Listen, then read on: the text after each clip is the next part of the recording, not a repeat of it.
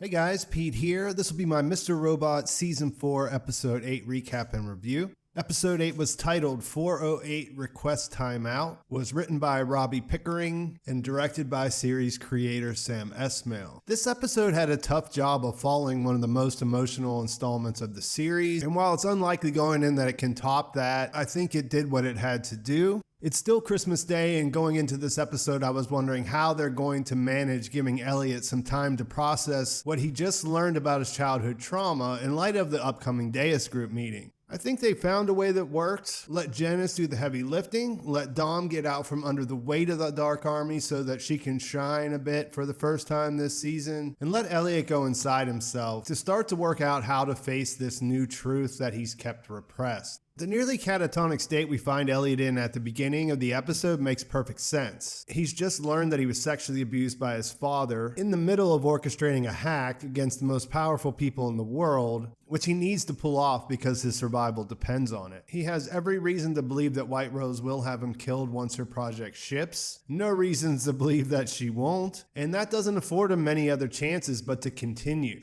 Out in New Jersey, we see that Dom's family is all gathered together for the holiday. This makes them a perfect target, and their get-together gets interrupted by a gang of intruders wearing ski masks and carrying zip ties. From there, we make our first check-in with Janice, Dom, and Darlene. Janice does all the things that Janice does best, as she makes conversation about how cement was discovered through one perfect moment of violent convergence, before outing Dom for pleasuring herself to Darlene's interrogation video. When she finds out that the Dark Army can't recover anything from the phone, she takes this as her cue and stabs Dom in the lung to put the pressure on. This sets up a slow, inevitable death that only Janice can undo. She says that she'll call for help and that she won't kill Dom's family, but not until Darlene gives up Elliot's location. The tension throughout this side of the story is fantastic all the way through, and when Darlene is eventually forced to give in, she can't find Elliot.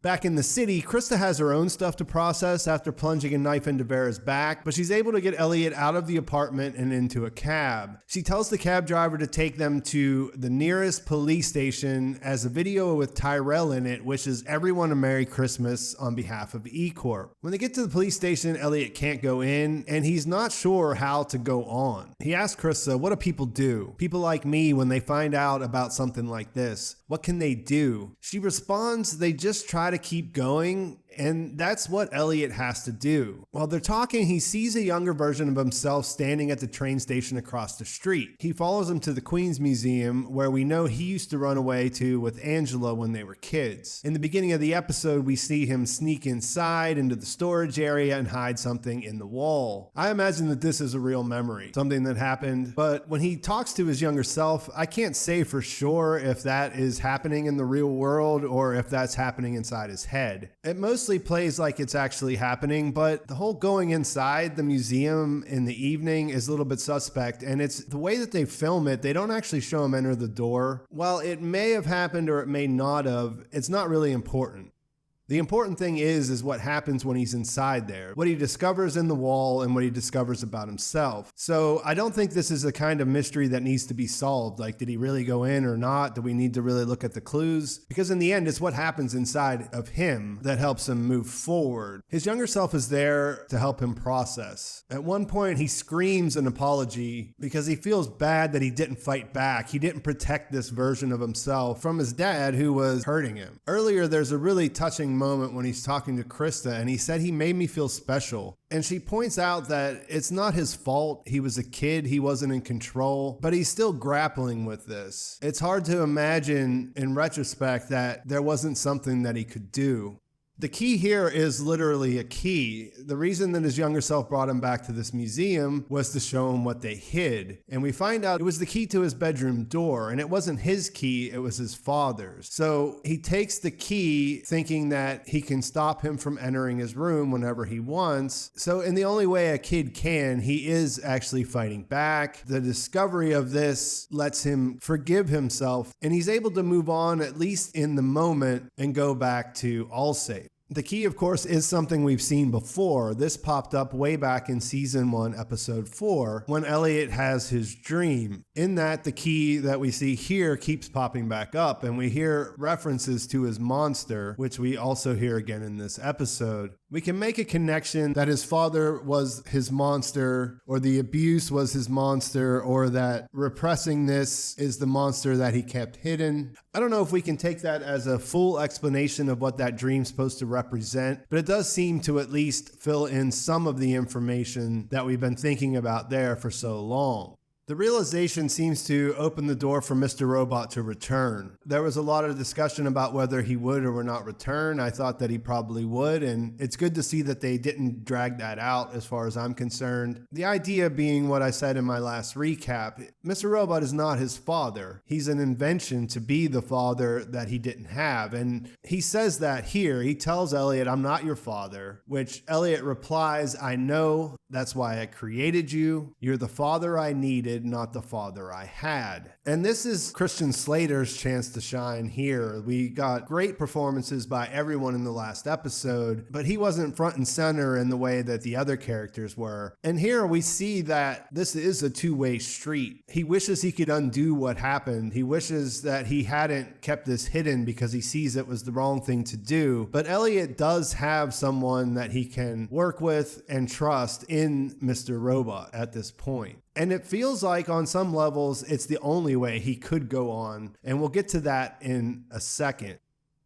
Back at Angela's apartment, Janice kicks things into high gear because she's not getting what she wants. She decides that this is the time to start killing Dom's family one by one, and things feel pretty dire because we know that Darlene can't actually find Elliot. She gets on the phone though, and no one's picking up. We see the shot of the phone with blood on it that we saw in the trailers over and over again, and we realize that Dom had something up her sleeve. So it turns out that this guy Deegan, who we've seen in earlier episodes, and we thought that probably was maybe an exit plan for Dom, she must have helped him some way to get him out of his charges where he is indebted to her to protect her family from the Dark Army when the time came. Turns out he's really good at it. And what's more, the conversation between him and Janice is top notch. Janice has this way of being really kind of creepy and normal and just all business. And this guy is definitely the right person because he seems like he might even be a little bit more into his job than she is. So they have a pretty awesome back and forth. We learn that he's the one that has her family, that they're safe, at least for the moment. And Deegan doesn't care about Janice or the Dark Army. He's not worried because he's taking care of things. As this is all going down, Dom uses the distraction to her advantage. She pulls the knife out of her chest, the one that's keeping her alive, more or less. She slices the Dark Army guy who's closest to her in what looks like the Achilles tendon, gets his gun, and kills everybody in the room that's not on her team in just a few seconds. Is it the most believable scenario I've ever seen? Probably not. Dom could have done this though. She's a trained FBI agent. She was laying on the ground for 10 minutes at least, with time to plan out what she was going to do. And regardless, it was awesome to watch. Dom has been stuck under the thumb of the Dark Army for this entire season, and it's been painful to watch, and this felt really good to see her be able to fight back. And it's a bit sad when she has to send Darlene away. I don't think she's going to die, so it doesn't feel like it's all that worrying that this is the last time that they're going to see each other. But I mean, it's completely necessary because when we go back over and we catch up with Elliot, we see that he can barely function.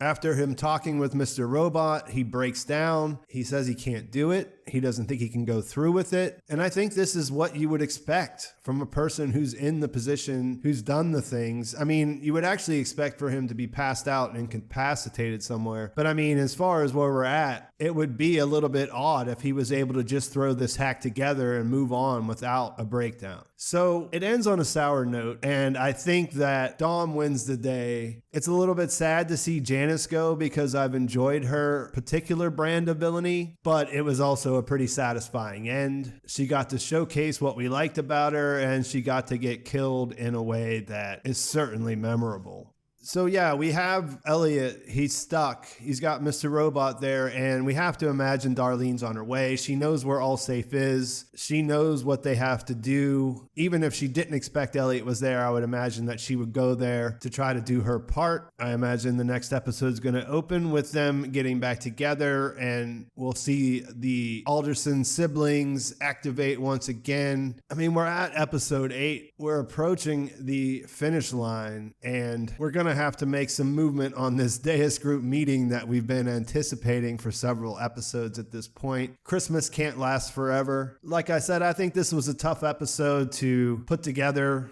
How do you follow up episode 7? It was so emotional. I think it did its job. It would be hard to dislike this episode in that light. And I think there is stuff to think about with the key and the original dream and how that played out. But I think right now there are different things on the table that Elliot's going to be facing. And I can't wait to see how it all plays out. So let me know what you think in the comments. How does this change your ideas about the monster and the key and the dream? What do you think about the Queen's Museum? Did he really go inside there? Is that a real thing? Do you think that was the last time that Dom and Darlene will be together, or are they going to see each other again? And how happy were you when Mr. Robot made his return?